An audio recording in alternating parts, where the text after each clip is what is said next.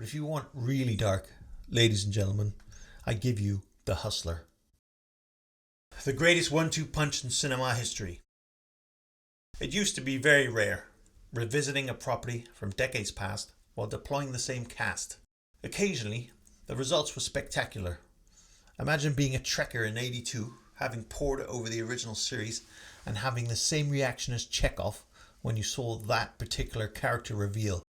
Of course, in Hollywood's modern day Lazarus pits, they'll shamelessly resurrect any property that has enough brand recognition and busted enough blocks back in the 80s. In the right hands, the results can be pretty solid. Blade Runner 2049. But modern day successes like these are rare. Perhaps the greatest, most surprising and for me most welcome character comeback was Scorsese's The Color of Money in '86. This is of course the quarter-century follow-up to '61's The Hustler, which unforgettably also starred Jackie Gleason and George C. Scott and was based on Walter Tevis's novel. Fast Eddie Felson, a character owned lock, stock and Q-barrel by Paul Newman, is at the centre of a melodramatic American tragedy. The themes, the depths this movie unflinchingly examines hit harder than anything you've experienced in modern memory.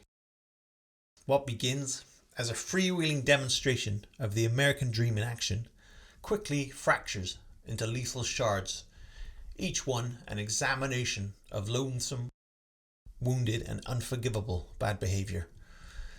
And we are led to believe that as reckless and self-destructive as Fast Eddie is, there's an artist's spirit at work there. In colour, we witness the evolution of the character in the measured handling of this character development by Richard Price, Scorsese and Newman himself, in the absence of witnessing his checkered past.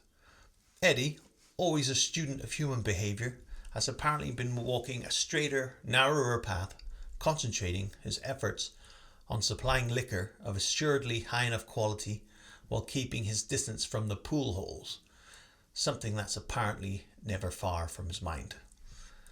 This wayward passion in his series mesmerised by the notion of exploring every colour of addiction is kindled by the arrival of Tom Cruise's Vince, and equally, for another set of reasons, by Master Antonio's Carmen. Carmen isn't just a catalyst, she's the version of himself he never saved. These two represent the nearest thing to time travel, a chance to relive the past, knowing what he knows now, redressing that balance, and in doing so, achieving a modicum of redemption and laying decades-old ghosts to rest. Eddie plays the mentor and is not above dispensing Yoda-like prompts and whimsical tirades to Vince, who clearly reminds him of his younger self. Tom and Paul's relationship during the making of this film mirrors the characters' relationship so explicitly that their interactions work on multiple, thrilling levels. As Dreyfuss once confessed to not being able to hide his wonder at Shaw's delivery in Jaws, Cruise can be witnessed existing in a state of both competing with Newman's mastery and being in awe, whilst shrewdly absorbing as much technique as he can handle. This protege wax-off Daniel San element is of course inseparable from the relationship between these two leads. Frustrated by Vince's seeming inability to listen, but perhaps driven by other unspoken passions, Eddie decides to re-enter the fray.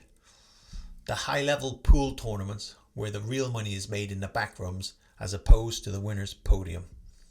Pool, it seems, is that rare thing where technical mastery and the gambling disease share the same body. I saw colour first and found Eddie's handling of Carmen to be extreme, his manner a mystery.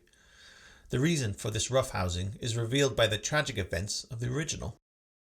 And to have a character who has organically matured, handled so respectfully by actor and writer, is such a joy to discover.